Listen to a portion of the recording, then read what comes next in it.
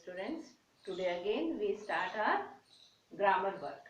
पिछले दिन आपने अनुच्छेद पढ़ा गाय और अच्छे मित्र के ऊपर, कुत्ते के ऊपर। आज हम कहानी पढ़ेंगे, तो इसलिए मैंने अनुच्छेद में आपको दोनों डिफरेंट टॉपिक दिए, आपको बताया कि उसको आपको कैसे लिखना है, कैसे उसकी प्रैक्टिस करनी है। अनुच्छेद मीन्स पैरा राइटिंग, जो कि पॉइंट्स में नहीं लिखा जाता, लेकिन हमने उसको पॉइंट में इसलिए लिखा क्योंकि वो आपके लिए नई चीज थी।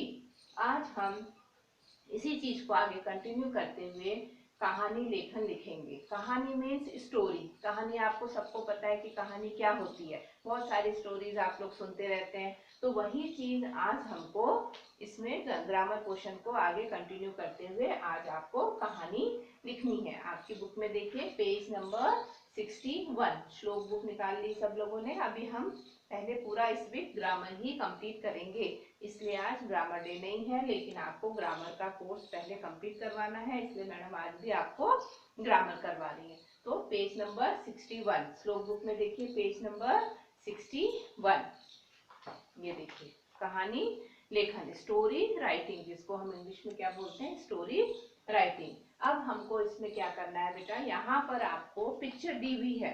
4 कैटेगरीज में देखिए 1 2 3 4 पिक्चर्स दी हैं, और इन पिक्चर्स को देखकर आपको समझ में आ गया कि किसके बारे में बोला जा रहा है, किस चीज के बारे में आपको बताया जा रहा है। और यही पिक्चर को राइटिंग के रूप में पीछे पेज नंबर 62 में लिखा है। सेम यहाँ पर भी दूसरी कहानी में भी देखिए पिक्चर है, फिर उसकी कहानी है। तो इसी तरह से आपको पहले पिक्चर देखनी है, पिक्चर को ध्यान से समझना है कि ये किस चीज के बारे में बोला जा रहा है, और फिर उसकी कहानी।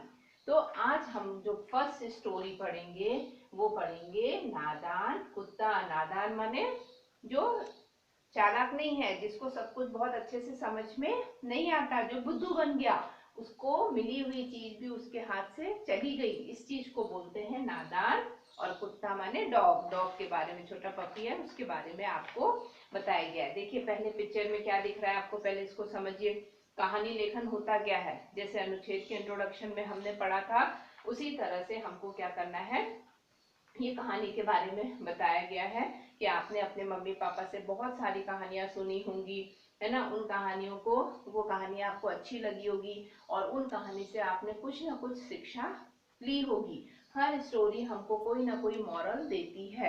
मॉरल ऑफ द स्टोरी वही चीज है कि भाई इस स्टोरी को पढ़ के, इस स्टोरी को सुन के आपने क्या सीखा, क्या समझा। तो वही चीज इसमें बताया गया है कि जो कहानी होती है इसमें क्या होता है, चित्रों के माध्यम से किसी भी चीज को बताया जा रहा है कि भाई इसमें आपको किस चीज के बारे में बताया गया है। फर्स्ट पिक्चर में देखिए एक कुत्ता दिख रहा है जो पुल में से जा रहा है। नदी के ऊपर जो पुल बना होता है ना, ब्रिज बना होता है, उसमें से वो जा रहा है। उसके मुंह में क्या है, एक रोटी है, उसको एक रोटी मिल गई, अब वो रोटी लेके जा रहा है। सेकेंड पिक्चर में देखिए रोटी लेके पुल के ऊपर से जा रहा है। और आपने देखा ना, जब हम पानी में अपने को देखते हैं तो हमको अपनी ही शैडो किसमें दिखती है, पानी में दिखती है। आपने ऐसा प्रैक्टिकल नहीं करा तो आज करके देखिएगा कि कोई टब है, छोटा टब है या छोटी बाल्टी है, उसमें पानी है, और आप यूं झांकेंगे तो आपको अपनी ही शैडो, शैडो मीन्स आप खुद उसमें नजर आएंगे, परछाई दिखेगी। तो ऐसे ही क्या हुआ, जब ये कुत्ता जा रहा था, बहुत भूखा था, बहुत दिनों से इसको बहुत कुछ भी खाने को नहीं मिला। अब जब उसको एक रोटी मिल गई तो बहुत खुश हो गया, उसने उस रोटी को मुंह में पकड़ लिया, और मुंह में लेके रोटी को वो कहाँ जा रहा था, पुल के ऊपर से। अब जैसे ही वो पुल के पास पहुंचा तो उसने पुल से ऐसे पानी में झांका। अब जैसे ही उसने पानी पे झांका तो उसको क्या हुआ, अपनी शैडो दिखी, अपनी परछाई दिखी पानी में। तो उसको क्या लगा कि पानी में एक और कुत्ता है और उसके मुंह में भी एक रोटी है, तो मेरे पास तो एक रोटी ऑलरेडी हो गई, तो अगर मैं उस कुत्ते से भी रोटी ले लूंगा तो मेरे पास 2 चपाती हो जाएगी, 2 रोटी हो जाएंगी। उसने क्या किया, उस कुत्ते की रोटी को लेने के लिए भी जैसे ही मुंह खोला, डॉग मुंह बात करता है ना, भौंकता है, तो उसने जैसे ही उस रोटी को पाने के लिए क्या करा, मतलब उसको ये लगा कि इसमें एक कुत्ता और है ना। उसके मन में ये विचार आया कि ये कुत्ता है, उसके पास भी रोटी है, मैं उसकी रोटी भी खा सकता हूँ, और ऐसा भी हो सकता है कि ये कुत्ता मेरी रोटी क्या कर लेगा, छीन लेगा। तो दोनों ही बातें उसके दिमाग में आई। तो उसने क्या किया, जैसे ही उस कुत्ते को डराने के लिए अपना मुंह खोला भौंकने के लिए, तो उसकी जो मुंह पे रोटी दबी थी वो क्या हो गई, वो भी पानी में गिर गई। और नदी तो कितनी गहरी है, कितना सारा पानी है उसमें। अब जो रोटी मिली थी वो भी पानी में उसकी चली गई। अब वो रोटी कैसे मिले वापस, तो कोई चांस नहीं था। इसलिए कहानी का नाम है आपका नादान, मतलब जो बुद्धू बन गया। तो अब वो क्या हो गया, बहुत दुखी हो गया, उदास हो गया, और वापस उसको फिर भूखा रहना पड़ गया, क्योंकि उसकी गलती से, उसकी नादानी से उसको मिली हुई रोटी भी उसके हाथ से चली गई और रोटी पानी में गिर गई। तो यही चीज इसमें दिया हुआ है कि कहानी क्या होती है, कहानी लेकर क्या होता है। तो यहाँ पर आपको पिक्चर आपके हेल्प के लिए दी है कि आपको पिक्चर देख के समझ में आ गया कि अब हम क्या पढ़ने जा रहे हैं इसके बारे में। अब जैसे मैंने आपको अनुच्छेद में बताया था कि आपको अपने मन से पॉइंट्स लिख सकते हैं आप उसमें, क्योंकि वो टॉपिक ऐसे थे। लेकिन यहाँ पर कहानी में आपको पूरा वही का वही सेम कॉपी करना है। हाँ, ये है कि जो मैंने डैश मारा है, जो मैंने रेड से वर्ड्स लिखे हैं, ये आपके फिलअप में आ सकते हैं, फिलअप के रूप में ही आएंगे। ऐसे आपको पूरी कहानी रटनी नहीं है, पूरी कहानी राइटिंग नहीं आएगी।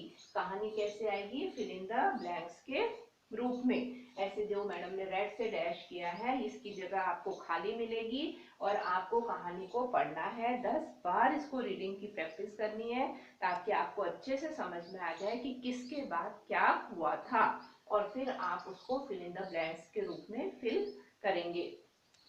सबसे पहले देखिए, वही सेम कहानी जो आपकी बुक में है, पूरा का पूरा मैंने यहाँ पर लिखा है, नीचे देखिए। उसके बाद हम मॉरल बताएंगे, इस स्टोरी का क्या मॉरल मिला हमको, इस कहानी से क्या सीखने को मिला। सबसे पहले देखिए, मेरे साथ फिंगर लगाएंगे। एक कुत्ता, क में छोटा ऊ है, और ये संयुक्त अक्षर आ गया, आधा तो और पूरा तो कुत्ता। अब ये यहाँ पर आपको नहीं रहेगा, आपको पता होना चाहिए कि यहाँ पर कौन सा वर्ड है, और वो तभी पता होगा जब आप स्टोरी को, जब भी आप फ्री रहेंगे आप स्टोरी रीडिंग करेंगे। एक कुत्ता भूख से व्याकुल, व्याकुल मतलब बहुत परेशान, हमको भूख लग जाती है तो एकदम जल्दी कुछ दो, जल्दी कुछ दो, ऐसे वो क्या हो गया, परेशान हो गया। व्याकुल होना मतलब बहुत परेशान हो जाना। भूख से व्याकुल होकर कहीं जा रहा था, बहुत भूख लगी थी, रोड में जा रहा था, घूम रहा था कि मुझे कुछ खाने को मिल जाए। बहुत परेशान था क्योंकि उसको खाने को कुछ भी मिला नहीं था। सड़क पर उसे एक रोटी मिली। कहाँ पर रोटी मिली उसको, सड़क पर, रोड पर। सड़क पर उसे एक रोटी मिली। वह रोटी रोटी लेकर भागा ताकि कहीं बैठकर, ब में देखिए आई की मात्रा, बैठ कर आराम मतलब बहुत रिलैक्स होके, अच्छे से, कि हाँ आज मुझे भूखा था और मुझे रोटी मिल गई, तो अब मैं अच्छे से बैठ के बढ़िया स्वाद लेके इस रोटी को खाऊंगा। ऐसा सोचकर वो क्या करने लगा, रोटी को लेकर जाने लगा, बैठकर आराम से खा सके। ये 3 लाइन आपको समझ में आई कि एक कुत्ता था, बहुत भूखा था, उसको बहुत भूख लगी थी, बहुत व्याकुल था, परेशान था कि मुझे कुछ भी खाने को नहीं मिल रहा। और जब उसे एक दिन, जब वो रोड पे जा रहा था, तो उसे एक रोटी मिल गई, और वो रोटी लेकर बहुत खुश होके भागा कि हाँ आज तो मुझे खाना मिल गया, अब मैं अच्छे से खाना खाऊंगा और बैठकर कहीं भी आराम से उसको फिनिश करूंगा। रास्ते में, रास्ते मतलब सड़क में, मार्ग में, रास्ते में नदी के ऊपर, नदी के ऊपर क्या था, एक पुल था। कुत्ते ने पुल पार करते समय नदी के पानी में अपनी परछाई, परछाई अभी मैंने आपको बताया हमारी शेडो है ना, जैसे हमें वो दिख रही है उसमें हमारी छाया। तो ऐसे ही क्या हुआ, जब वो दौड़ के जाने लगा कि अब मैं रोटी आराम से बैठ के खाऊंगा, तो रास्ते में क्या हुआ, उसे एक नदी पड़ती थी, नदी, तो नदी के ऊपर पुल था, तो पुल से वो क्या हो गया, जैसे ही नदी के पानी से उसने नीचे झांका, अपनी परछाई देखी, तो उसे उसमें भी अपनी परछाई दिखाई दी, अपनी शेडो दिखाई दी। उसे लगा कि पानी में कोई दूसरा कुत्ता है। उसने क्या सोचा कि जो मैं नीचे झांक रहा हूँ, क्योंकि वो भूख से व्याकुल था, और जब उसको रोटी मिल गई तो वो इतना खुश हो गया कि अब तो मैं बहुत अच्छे से खाऊंगा और मैं आराम से खाऊंगा।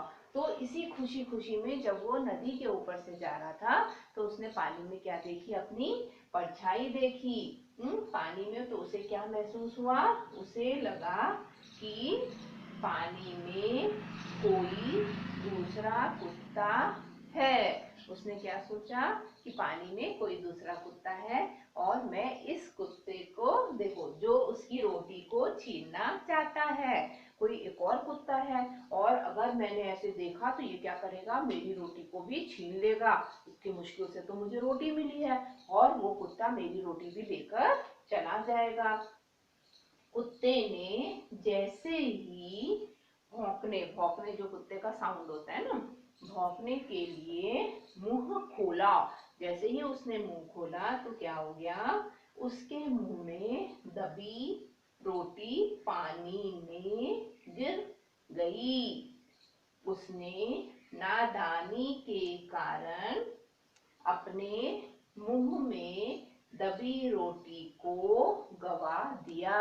गवा दिया मतलब खो दिया, मतलब जो उसको मिला था वो भी उसके हाथ से चला गया। एक तो भूख से इतना परेशान, बड़ी मुश्किल से तो एक रोटी मिली, और वो भी क्या हो गई, उसकी नादानी की वजह से उसके मुंह से चली गई। वो वापस भूखा और उदास हो गया। गवा दिया मतलब खो दिया। जो चीज हमारे पास मिली और हम अपनी गलती से उस चीज को खो देते हैं, उसको बोलते हैं गवा देना। तो देखिए नीचे इसका मॉरल दिया है, शिक्षा। मॉरल में शिक्षा मतलब इस कहानी को पढ़ने के बाद आपने क्या सीखा, क्या हमने समझा इस स्टोरी को पढ़ने के बाद, कि सोच समझकर बोलना और काम करना चाहिए। ठीक है ना, कि कोई भी काम करना है तो उसके पहले हमें बहुत ध्यान से सोचना चाहिए कि हम कौन सा काम कर रहे हैं और इस काम का क्या नतीजा हमको भुगतना पड़ेगा, इस काम को करने से हमें क्या फल मिलेगा। तो इसका स्टोरी का जो मॉरल है वो यही है कि हमेशा सोच समझकर ही बोलना और कोई भी काम करना चाहिए। अगर कुत्ता थोड़ी सी समझदारी से काम लेता तो उसको मिली हुई रोटी उसकी वापस नहीं जाती। तो अब आपको क्या करना है, इस पूरी कहानी को फेयर कॉपी में लिखना है। अनुच्छेद हो गया आपका गाय और मेरा मित्र, उसके बाद नेक्स्ट पेज में आप पूरी कहानी ऐसे के ऐसे ही उतारेंगे, और जैसे मैंने डैश दिया है आप डैश देंगे। जरूरी नहीं है कि यही डैश आपके एग्जाम में आएंगे, ये तो मैंने आपको एक प्रैक्टिस के लिए कर दिया। कोई भी डैश आ सकता है, मतलब बीच में से कोई भी सेंटेंस मैडम नहीं लिखेगी, वो आपको पता होना चाहिए कि इसके बाद क्या आएगा। तो वो तभी संभव है जब आप स्टोरी को बहुत ध्यान से पढ़ेंगे। तो आज आपको इसको बहुत अच्छे से रीड करना है, और उसके बाद जैसे मैंने लिखा है सेम आपको ये हटा देंगे, और सेम इसी तरह से आपको क्या करना है, इस स्टोरी को, इस कहानी को हेडिंग डाल के अपनी फेयर कॉपी में लिखना है। अभी जो भी कुछ मैं लिखा रही हूँ ये सब ग्रामर का पोर्शन है, लेकिन ये सब कुछ आप फेयर कॉपी में करेंगे। कहानी यहाँ दी है लेकिन आपको इसकी प्रैक्टिस होनी चाहिए, इसलिए हम इसको रिपीट कर रहे हैं फेयर कॉपी में। ये सब कुछ आप फेयर कॉपी में लिखेंगे और लिखने के बाद रफ कॉपी में उसकी प्रैक्टिस करेंगे। ठीक है, thank you and have a nice day.